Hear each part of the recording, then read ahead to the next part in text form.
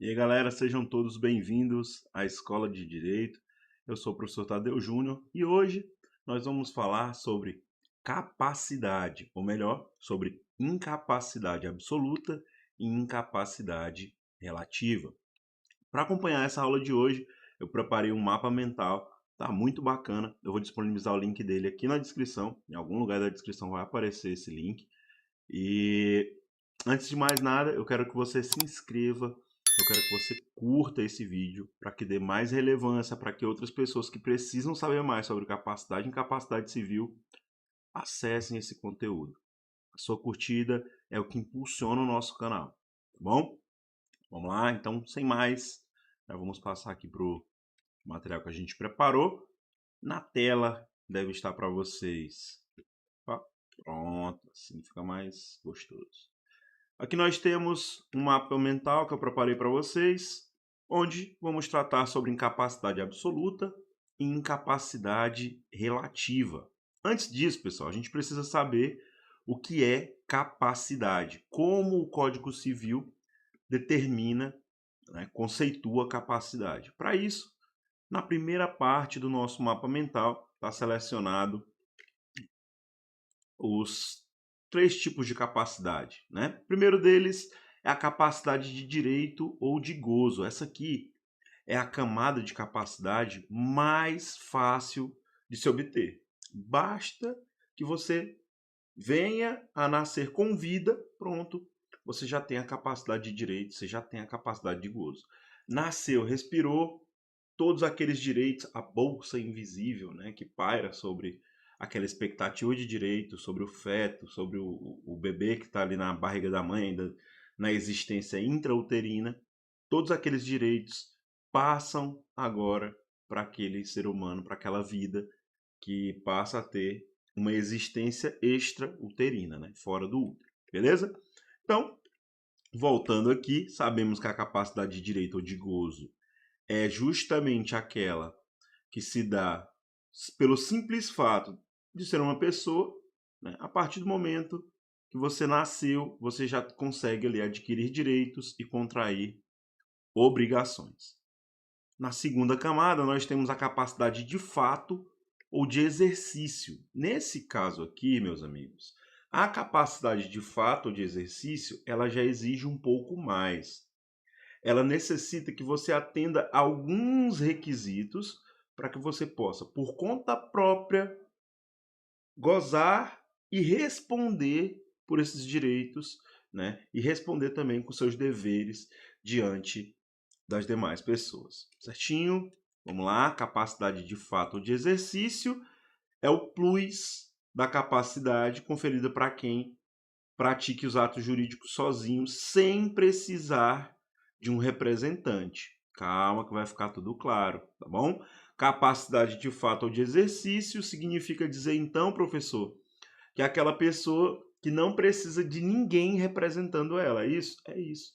Essa pessoa ela já atingiu um nível de capacidade onde ela não precisa ser assistida ou ser representada. Por conta própria, ela já consegue agir dentro do universo jurídico, ela já compreende a sua a gravidade dos seus atos, compreende as suas responsabilidades, compreende as suas garantias e consegue fazer isso por conta própria. E aí, alguns doutrinadores ainda falam da chamada capacidade plena. A capacidade plena é quando você consegue unir a capacidade de direito e a capacidade de fato. Beleza? Então, é plenamente capaz para os atos da vida civil aquela pessoa, tá aqui na tela, é plenamente capaz para os atos da vida civil aquela pessoa que tem a capacidade de fato mais a capacidade de direito, certinho? Então, quando você alcançar esse status, você está apto, você está pronto para realizar qualquer ato da vida civil sem necessitar do apoio, sem necessitar do auxílio de ninguém. Por conta própria. Você vai lá, você faz, você resolve, você responde, é tudo por tua conta e risco. Tranquilo? Partimos então para incapacidade absoluta. Está lá no artigo 3º do Código Civil. E essa aqui é bem tranquila. São absolutamente incapazes de exercer pessoalmente os atos da vida civil os menores de 16. Aqui nós temos 3 destaques quanto ao artigo 3º do Código Civil. Primeiro, quem é absolutamente incapaz, aquele que tem menos de 16, ele precisa ser representado, ou seja, o direito é dele. No entanto, quem exige esse direito, quem reclama esse direito, quem parte em defesa desse direito é o seu representante legal, podendo ser geralmente os seus pais ou outra pessoa que exerça essa função. Avós, um irmão mais velho, né, que tem a capacidade para exercer esse ato, ou alguém indicado pelo juiz. Tranquilo? Vamos lá. Então, os menores de 16 precisam ser representados. Por quê, pessoal? Porque quem tem menos de 16 não compreende a responsabilidade que eles têm. Eles não têm dimensão da gravidade dos seus atos. Então é justamente por isso que essas pessoas precisam ser representadas, né? E aí, neste caso, somente o seu representante pode praticar esses atos, levando em consideração o melhor interesse daquele incapaz. Eu devo fazer sempre como representante, no entanto, pensando no melhor interesse daquele incapaz. Beleza?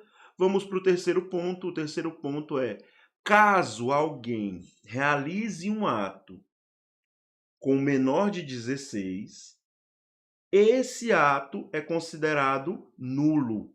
Por exemplo, já caiu uma questão assim na prova do OAB. João, de 17 anos de idade, realizou a compra do videogame de Pedro, que contava à época com 15 anos de idade. Neste caso, o ato será nulo, porque o moleque tem menos de 15. Não falou do pai auxiliando na venda, não falou da mãe, não falou de nenhum representante legal. Esse ato é nulo, não tem validade. Ah, mas ele pagou um preço justo, não vale. Ah, mas o videogame estava funcionando. Não vale, tá bom? Então, atos realizados com menores de 16 provoca a nulidade do ato. Tranquilo? Artigo 4º, artigo 4º, deixa eu pôr aqui na tela para vocês. Artigo 4º do Código Civil, incapacidade relativa. Pessoal, antes de falar da incapacidade relativa, eu tenho um pequeno recado para dar para vocês. Eu estou preparando o curso Civil do Zero. Você que teve uma dificuldade aí, está tendo dificuldades na disciplina de Direito Civil, você que por algum motivo sentiu uma carência, não conseguiu captar bem a parte geral, obrigações, contratos, coisas. Se você teve dificuldade nessas matérias iniciais de direito civil, esse curso é ideal para você.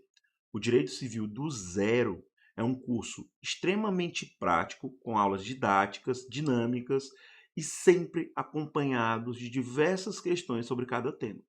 Você pode acessar o Civil do Zero clicando no link que está aí na descrição. Direito Civil do Zero, tá? Aulas práticas e dinâmicas que vão fazer você ficar por dentro de tudo que é necessário para dominar o direito civil. Vamos lá, voltando então, nós temos no artigo 4º do Código Civil a seguinte disposição: são incapazes relativamente a certos atos ou à maneira de os exercer. Olha só, vamos acompanhar os incisos. Os maiores de 16 e menores de 18 anos. Quando fala, pessoal, da incapacidade relativa, entenda o seguinte: esses aqui conseguem fazer algumas coisas. Só que certas coisas na vida civil é necessário que alguém acompanhe, que alguém esteja próximo. É a figura do assistente. Menor de 16 é representado. Maior de 16, menor de 18. E todos os outros incisos que nós vamos observar a partir de agora, eles precisam ser assistidos, beleza? Então vamos voltar lá. Os maiores de 16 e menores de 18 anos precisam ser assistidos. Os ébrios habituais e os viciados em tóxico. Ébrio habitual, pessoal, sempre tem essa dúvida. Ébrio, a palavra ébrio é aquele que gosta do mel, né? Da cachaça, da pinga. É aquele que está, e habitual, né? Um hábito, é aquele que está sempre embriagado, né? Está sempre bêbado. Alguns gostam de usar o termo alcoólatra, né? Então, ébrio habitual é aquele que está sempre, tem uma relação de dependência com álcool, né?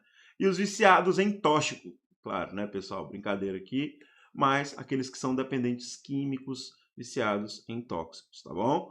Nesses casos, essas pessoas elas precisam ser assistidas para que se verifique se o sujeito, no momento em que aquele ato foi realizado, se verifique se ele estava pleno das suas capacidades mentais, se ele não estava sob efeito de droga, seja o álcool, seja outro tipo de droga, se o sujeito não estava numa abstinência e fez o negócio de qualquer forma só para satisfazer aquela vontade. Então, tudo isso deve ser observado, por isso eles devem ser acompanhados. Inciso 3.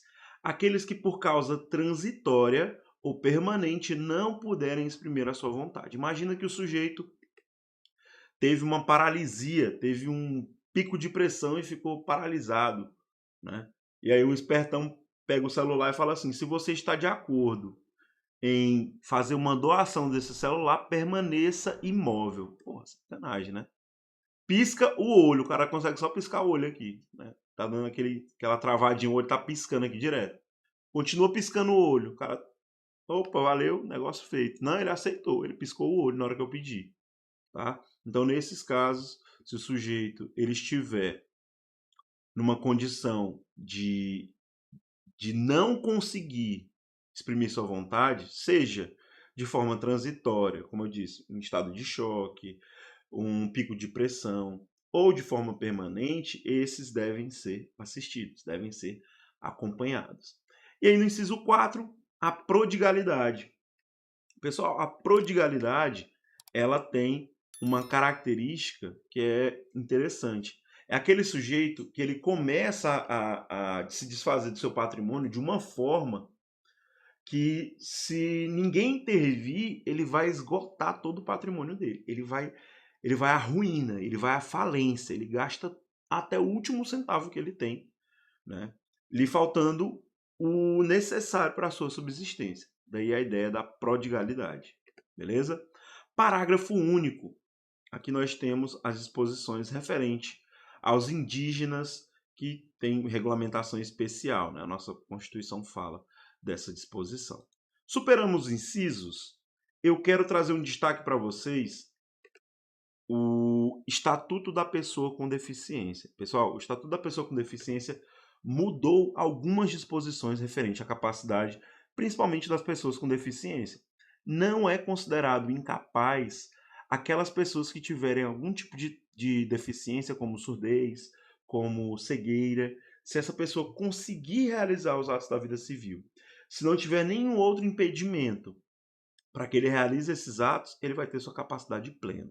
Outras disposições sobre a incapacidade em função de pessoas com deficiência, conforme o Estatuto da Pessoa com Deficiência estabeleceu, se faz necessário uma análise multidisciplinar sobre pessoas que tenham deficiência de ordem mental.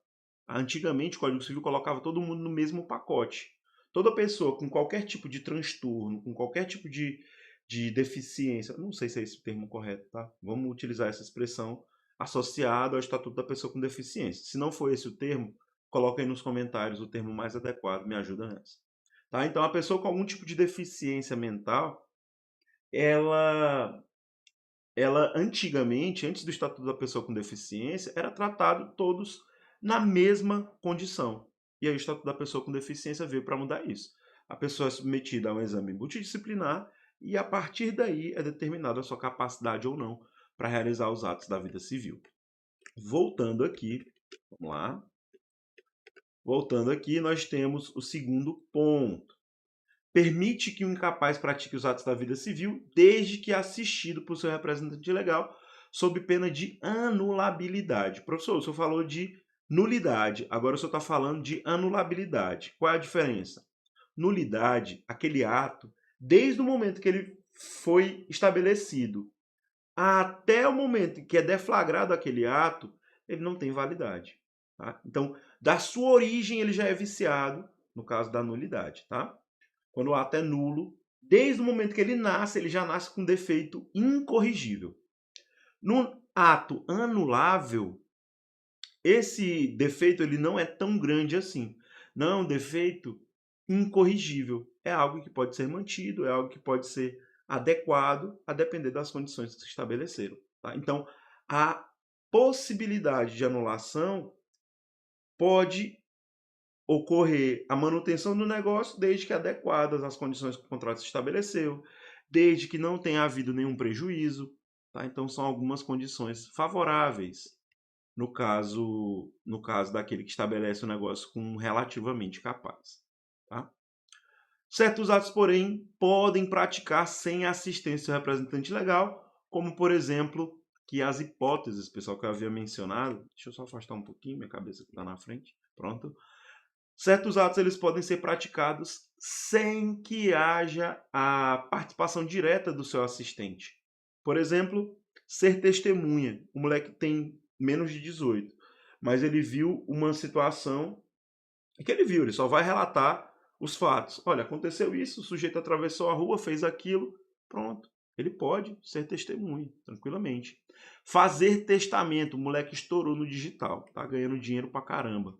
Aí ele quer fazer um testamento lá, caso ele morra, tá lá. Vou deixar meu dinheiro para minha mãe, para meu pai, para meu avô, para minha tia. Ok, tranquilo. O que mais? Celebrar contrato de trabalho. Ok, nós temos aí, temos inclusive programas governamentais que incentivam o trabalho a partir dos 16 anos de idade, né? Trabalho de meio turno, etc.